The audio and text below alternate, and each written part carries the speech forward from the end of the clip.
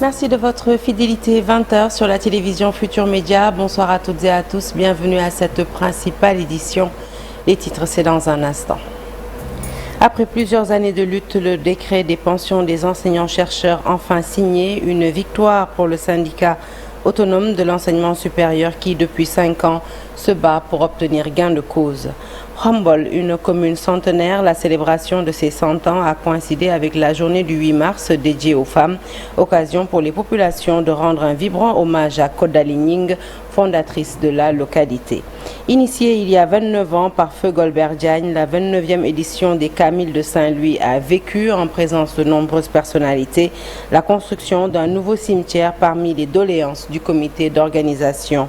Hors de chez nous, des migrants expulsés de Mauritanie attaquent un poste de police situé à la frontière malienne. Depuis quelques jours, la Mauritanie a lancé une vaste campagne d'arrestation de migrants en situation irrégulière. En signe de protestation, les associations maliennes ont appelé ce lundi à un vaste rassemblement devant l'ambassade de Mauritanie à Bamako. Voilà pour les titres, le développement, c'est tout de suite.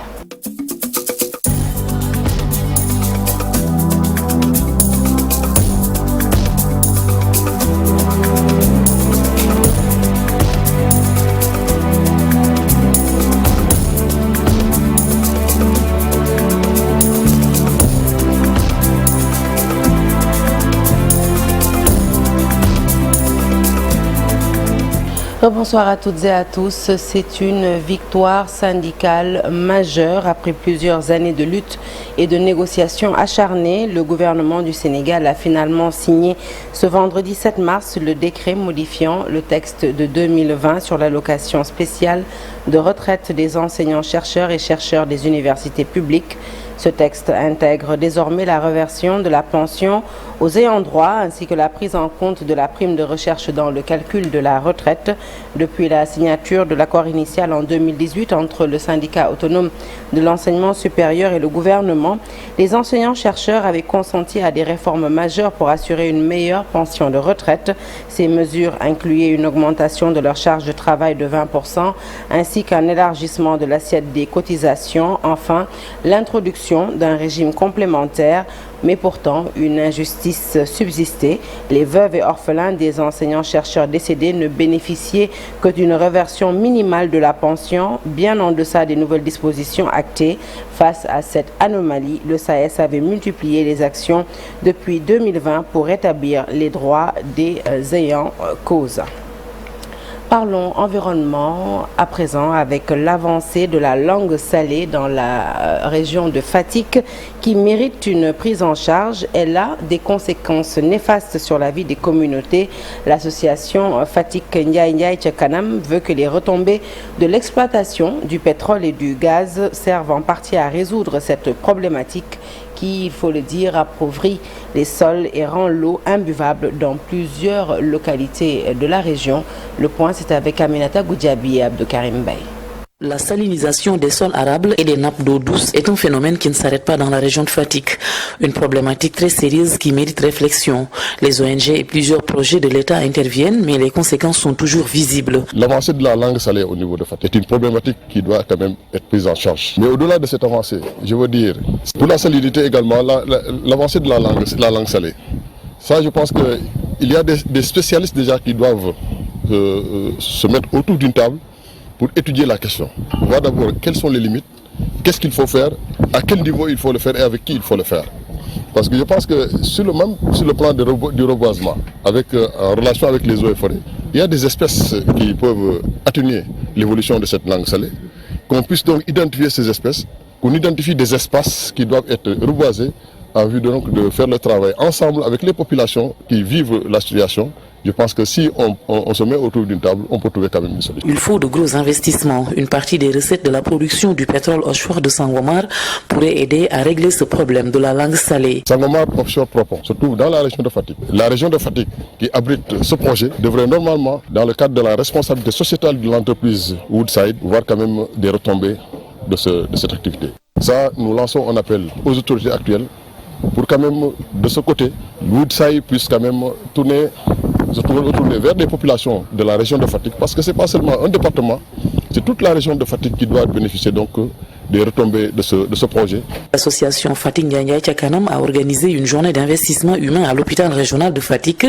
La structure a été nettoyée et désherbée, une manière d'offrir aux patients et aux accompagnants un environnement sain. En réalité, il s'agit juste de faire des opérations de nettoiement, enlever la partie insalubre, dégager tout ce qui est déchets ménagers. Donc nous avons également demandé à Sonaget de venir nous accompagner donc dans cette activité, ce qu'ils ont fait. La propreté des établissements sanitaires et autres places publiques de la ville fait partie des défis du mouvement.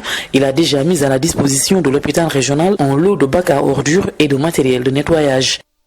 Une semaine après leur expulsion de la Médina, le maire de Nguent Kai brise le silence. Babacar Diop dit regretter l'expulsion des étudiants ressortissants de Nguent Kai de leur logement. Toutefois, il affirme qu'il n'en est point le responsable. C'est le Trésor public, principal payeur de cette ligne budgétaire affectée aux étudiants, qui a décidé cette année d'y surseoir. Nous l'écoutons au micro de Pape Faraning.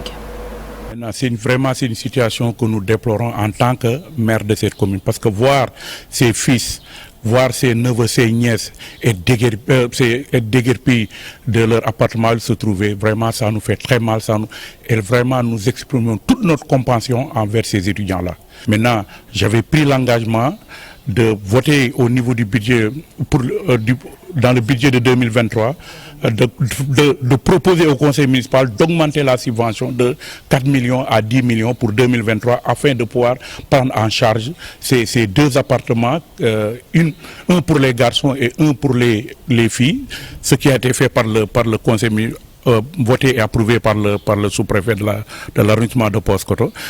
Malheureusement, à notre grande prise, quand on a fait l'engagement pour sortir l'argent de la subvention des étudiants, le père nous a fait savoir, le père départemental de Nioro nous a fait savoir que on ne pouvait plus payer à partir de ces lignes.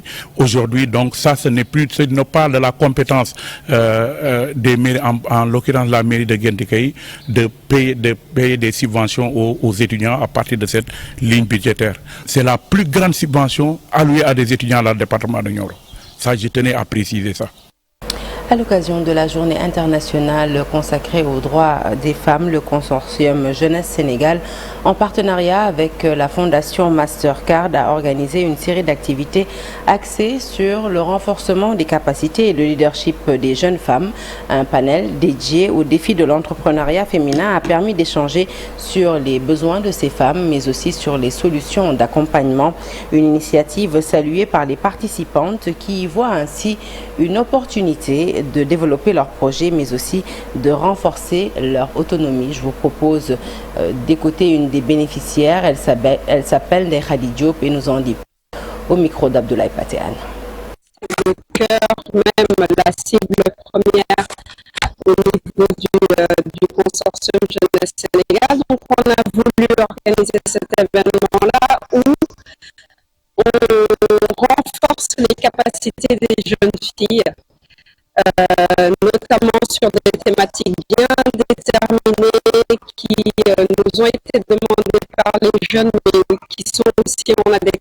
Un petit souci technique avec cet élément que nous n'excluons pas de vous retransmettre certainement dans nos prochaines éditions. La commune de Sangalkam dispose désormais d'une maison pour les femmes. La structure ne se limite pas à l'aide aux victimes de violences. Elle intègre également un volet autonomisation. Elle propose des formations, un accompagnement vers l'emploi et des activités pour renforcer l'indépendance économique et sociale des femmes. La cérémonie d'inauguration a eu lieu ce 8 mars, journée internationale consacrée aux droits des femmes. Nous écoutons tout de suite Alpha Bokaroma, dit Papsou, maire de Sangalkam. Il nous en livre les détails au micro d'Abdou Diouf Diagne et d'Ahmadou Bambasson. Les groupements de promotion féminine font légion dans la zone. Ceci est la preuve que les femmes de la commune de Sangalkam sont déterminées à prendre leur destin en main, histoire de faire mieux que les hommes. Cette maison n'est point un lieu de repos, mais un lieu de travail. Un site avec beaucoup de fonctionnalités, où pourront se tenir des séances de formation, des rencontres, des essences, des activités de commercialisation des produits des différents GI des femmes de la commune de Sangalkam. Chères femmes de la commune de Sangalkam, charité bien ordonnée, commençant par soi-même. A-t-on l'habitude d'entendre, nous mettons à votre disposition un montant de 10 millions, témoin de notre engagement et de notre détermination à vous accompagner. Notre équipe municipale s'engage en faveur de l'autorisation de toutes les femmes. Cette maison de la femme que nous inaugurons appartient à toutes les femmes de la commune de Sangalkam. Et de Sangalkam, nous mettons le cap sur Kaffrine. Sur place, un constat, les jeunes et les femmes ont un faible niveau d'accès au foncier. Par ailleurs, pour combler ce gap, le projet Sensouf veut mettre un accent particulier sur le renforcement des droits fonciers à travers des initiatives spécifiques. Annonce faite en marge d'un atelier du comité de pilotage. Le compte-rendu est signé Ndeyawa Bey et Mam Gorwidan.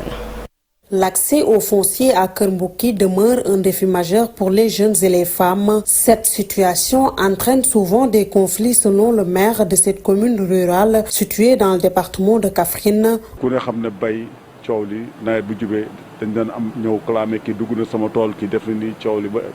Parfois, ça nous arrive même nous envisager de suspendre rien de qui. Sensouf, ce programme soutenu par la coopération allemande est venu apporter une réponse à cette injustice, rassure le directeur de l'agence régionale de développement et secrétaire du comité de pilotage. Éviter un peu les conflits qui naissent un peu de l'utilisation des terres du domaine national, éviter un peu les conflits entre les différents usagers donc, du foncier. Il a été mis en place des bureaux fonciers au niveau donc, des différentes comités d'intervention qui ont été équipés avec des acteurs qui ont été formés pour permettre aujourd'hui d'avoir une cartographie beaucoup plus claire sur tout ce qui concerne un peu l'accès au foncier en termes de demande, mais également en termes de patrimoine foncier et accompagner également les demandeurs donc, de parcelles donc, à suivre un peu les différentes étapes qui ont été déclinées pour permettre aujourd'hui à chaque population de savoir si elle veut avoir accès à la terre, quelles sont les procédures, quels sont les moyens, quel est le processus à suivre pour au moins pouvoir faire une demande d'affectation de terre. La cérémonie de lancement de la deuxième phase du programme Sensouf a été présidée par le gouverneur de la région. À l'occasion de la journée internationale des femmes célébrée ce 8 mars, les femmes des Agnam dans le Bosséa en ont profité pour exprimer leur tristesse, leur amertume, mais surtout leur colère à l'issue de l'arrestation du député maire des Agnam, Mohamedou Farbangom. À la place des festivités, elles ont choisi de faire face à la presse afin d'improviser une procession en guise de soutien à leur maire en prison depuis quelques jours. Le point, c'est avec Ali Bandagnan. Ce sont des femmes très attristées, déçues et désemparées qui se sont donné rendez-vous à Agnam-Ouro-Siré au domicile de Farbangom. Une manière très particulière de célébrer la journée internationale de la femme. Arborant leur brassard rouge, malgré la canicule en cette période de Ramadan, les femmes du Bosséa ont renoncé à toutes les activités au programme du 8 mars pour exiger la liberté. Aujourd'hui, le 8 mars 2025, nous célébrons la journée mondiale de la femme. Nous, femmes linguères de l'arrondissement d'Agnam-Sivol, le Bosséa, fidèle et combattante, derrière notre grand bâtisseur, notre maire, notre honorable député Mohamedou Ngom Di Farba, sommes meurtris et tristes de cette journée par l'absence de notre Mbarodi national, Monsieur Farbangom, sans oublier nos détenus politiques, à savoir Monsieur Tahirou Sarr de Orefondé et de Ablaye Ndiaye, le chargé de communication de l'honorable député Farbangom. Nous déplorons avec la plus grande énergie l'emprisonnement de ces derniers qui est purement et simplement politique. Nous appelons et nous interpellons l'État du Sénégal et son gouvernement à libérer immédiatement Farbangom de ce mois béni de Ramadan, qui est le peu richesse qu'il détenait, il partageait avec le peuple, qu'il n'existe quasi plus. Nous exigeons leur libération. À la suite de cette rencontre au domicile du maire des Agnam, les femmes du Bosséa surexcitées décident alors de battre le macadam sous un soleil de plomb au cri de libérer Farbangom. Seulement à hauteur du garage de Tchodaï, quand des jeunes avaient commencé à jeter des projectiles, la foule a tout bonnement été dispersée par les éléments de la gendarmerie. Les femmes de l'hôpital Youssou Mbargane Diop de Rufisque souhaitent le renforcement de leur statut et de meilleures conditions de travail. Des doléances émises lors de leur rassemblement devant l'hôpital pour célébrer la journée des femmes. Nous écoutons le docteur Mariem Ndiaye. Elle nous en dit plus avec Tierno Laurent Mendy. On a aussi d'autres doléances comme toujours. Ça ne manque pas. L'hôpital manque toujours de matériel. Nous avons aussi un déficit criard de personnel. Nous attendons toujours l'État pour qu'il nous soutienne, puisqu'on est toujours au niveau 1. Pour tout le département de Rufisque, ça ne suffit pas. Nous pensons vraiment que l'hôpital va être relevé à un niveau 2, avec beaucoup plus de spécialités, beaucoup plus de matériel pour toujours la satisfaction de la population rufisquoise. L'année passée, à pareil moment, on avait besoin d'une unité de néonatologie. Alhamdoulilah, ça existe maintenant. Sur le plan des ressources humaines, il nous manque un médecin anesthésiste qui existe aujourd'hui à l'hôpital. Donc le plateau technique a été bien relevé. Aujourd'hui, nous touchons du bois. L'hôpital se porte très bien.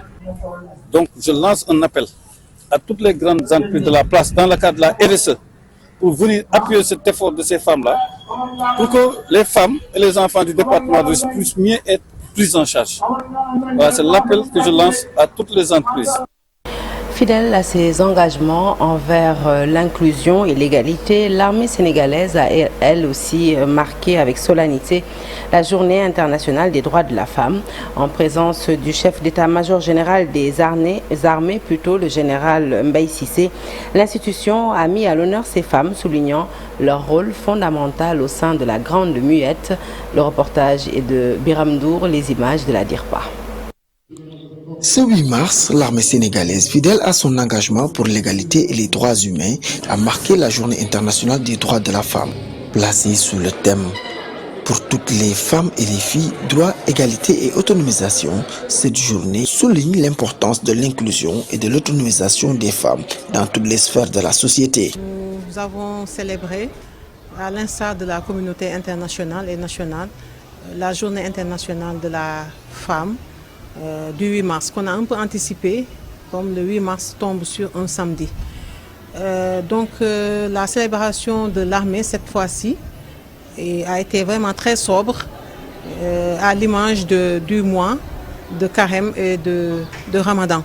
Le thème de cette année, c'est le thème mondial qui a été retenu. Il s'agit de, pour toutes les femmes et les filles, droits, égalité et autonomisation. Donc c'est un thème qui veut présenter quand même la valeur et la qualité des femmes et des filles dans leur participation au développement sous tous les aspects, développement économique, développement de la société. Sous la présidence du général de corps d'armée Mbaye Cissé, chef d'état-major général des armées, cette célébration a été l'occasion de rappeler les efforts continus pour garantir la place des femmes dans les forces armées et leur contribution indéniable à la sécurité du pays. Les femmes, les filles doivent, au même titre que les hommes, participer vraiment à toutes les questions de développement de la société. Mais aussi, il est question de l'autonomisation, c'est-à-dire il faut vraiment rendre les femmes et les filles assez, assez outillées, assez compétentes pour pouvoir réussir les objectifs qu'on leur assigne, aussi bien sur le plan familial que sur le plan de la vie professionnelle. Donc, l'essentiel de la journée a été l'adresse du SEMGA aux différents personnels militaires féminins issus des différentes zones, des différents GCS, c'est-à-dire les grands commandements et services. Donc il a tenu quand même à encourager les femmes par rapport au travail qu'elles sont en train de fournir dans le cadre de l'armée.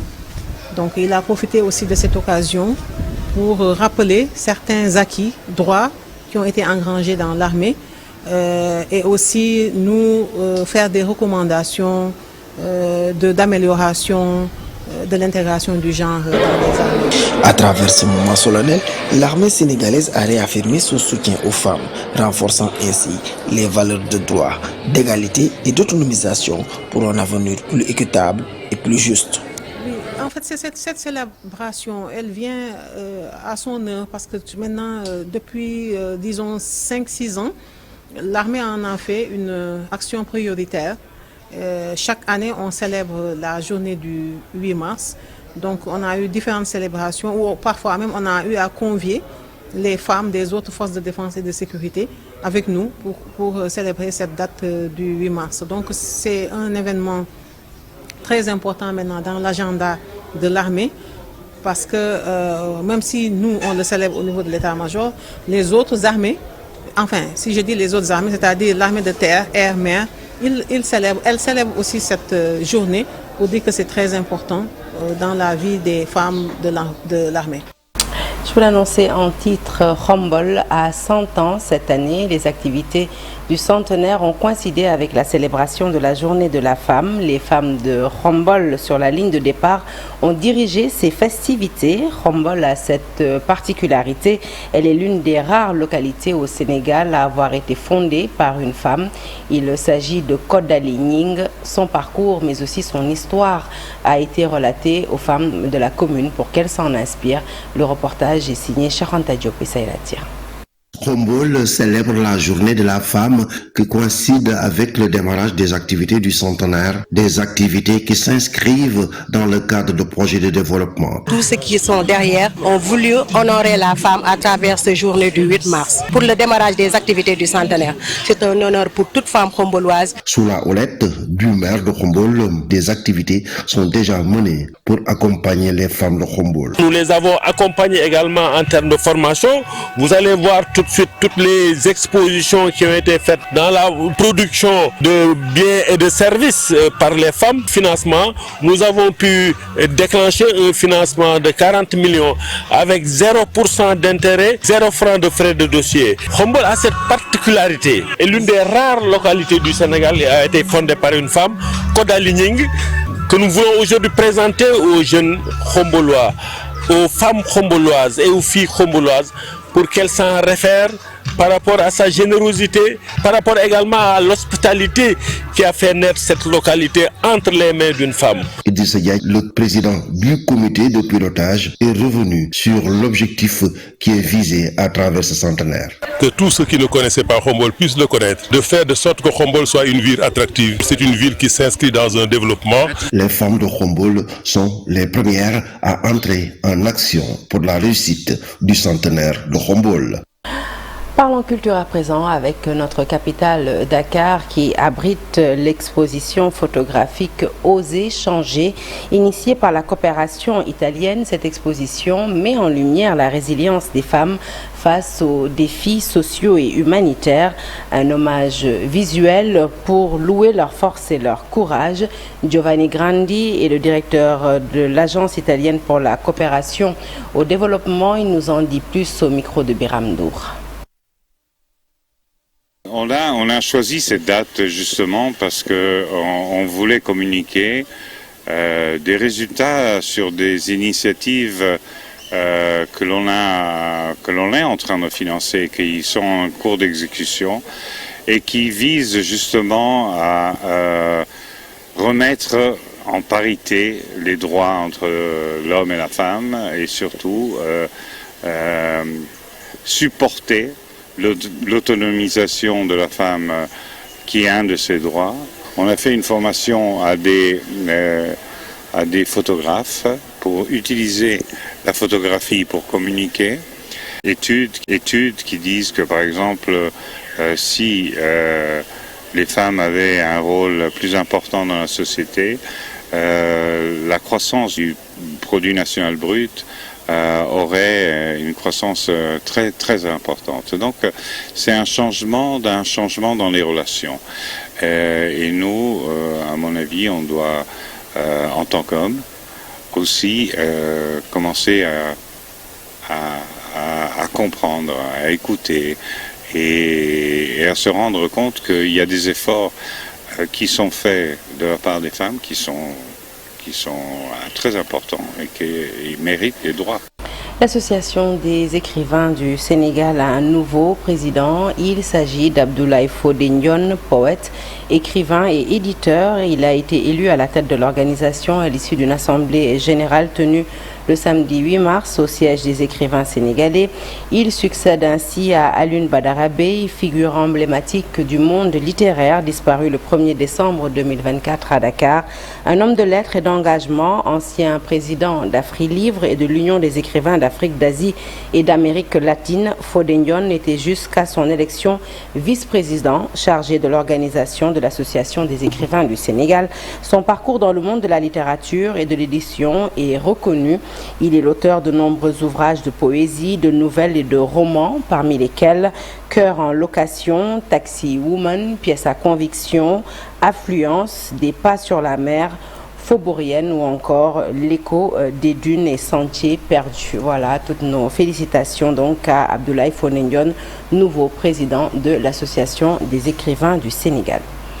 Je vous l'annonçais en titre, les populations de Saint-Louis se sont déplacées en grand nombre ce dimanche 9 mars à Marmial pour assister à la 29e édition des Camils de Saint-Louis, initiée par feu El Hadj Alioune Badara Diagne, dit Golbert.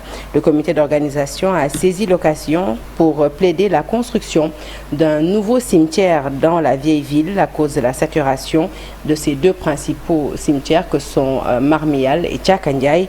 Nous écoutons son fils Malal Junior Diagne, par ailleurs président du comité d'organisation des Camils de Saint-Louis, au micro de Seynou Diop. C'est que Saint-Louis a besoin d'un nouveau cimetière. Depuis le temps que le vieux était là, il a toujours porté ce message. Malheureusement, jusqu'à présent, on n'a pas encore eu satisfaction. Saint-Louis, dans sa globalité, a besoin d'un nouveau cimetière. Tchem et Tchakandiaï est presque plein. Marmial est dans un état quasi similaire. Donc on a besoin d'espace pour avoir un nouveau cimetière. Mais aussi remercier les Saint-Louisiens qui répondent à chaque fois à cette activité et demander aussi à tous les Saint-Louisiens de s'engager pour qu'on puisse faire toujours mieux. Parce qu'il y a énormément de monde et il y a des gens qui viennent ici jusqu'à la fin de la cérémonie. Ils ne voient pas ce qui se passe dans la partie officielle. On aimerait l'année prochaine mettre des écrans afin que les gens puissent voir, que tout le monde puisse entendre et voir ce qui se passe. Parce qu'on est tous appelés à mourir un jour. Donc ce qu'on fait ici, c'est comme déposer quelque chose dans notre compte épargne dans l'au-delà. Donc tous les Saint-Louisiens, tous les Sénégalais sont invités à venir participer à cela. Ce n'est pas l'affaire de la famille de Golbert, ce n'est pas l'affaire de Ousseynou Diop, ce n'est pas l'affaire de Malal Junior Diagne, c'est l'affaire de tous les Saint-Louisiens et de tous les Sénégalais. Et nous quittons le nord pour le sud avec le village de Diragon qui compte 10 000 habitants et 7 quartiers. Il est ainsi l'un des plus gros villages du département de Bounkiling. Chaque année, ce village tient son congrès annuel de développement. Lors de ce forum, les populations ont déploré l'absence de routes, d'électricité, la panne du forage, mais également le manque de tracteurs pour la modernisation de l'agriculture. Ce programme de l'agriculture dans les bassins, mais aussi des projets d'aquaculture. Conséquence, le principal programme d'aquaculture a échoué. Le compte-rendu est signé Bakary Conté, les images Khalid Diamé. Entamée depuis 2018, l'entreprise CSTP chargée des travaux d'évacuation des eaux pluviales de Sédhiou peine toujours à livrer les chantiers. Informé, c'est le nouveau DG de l'ONAS lui-même qui a fait le déplacement sous le chaud soleil accompagné de ses techniciens. Imaginez-vous un canal de 2 mètres de large qui essaie de serpenter entre des tombes. C'est pas facile. Et nous souhaitons conserver l'intégralité de ces tombes, avec tout ce que ces tombes représentent comme valeur sociale. Donc il y a ces aspects qui ont drastiquement ralenti la cadence du chantier. Les plus hauts responsables de l'entreprise ont fait des promesses fermes quant à l'achèvement des travaux dans 3-4 mois.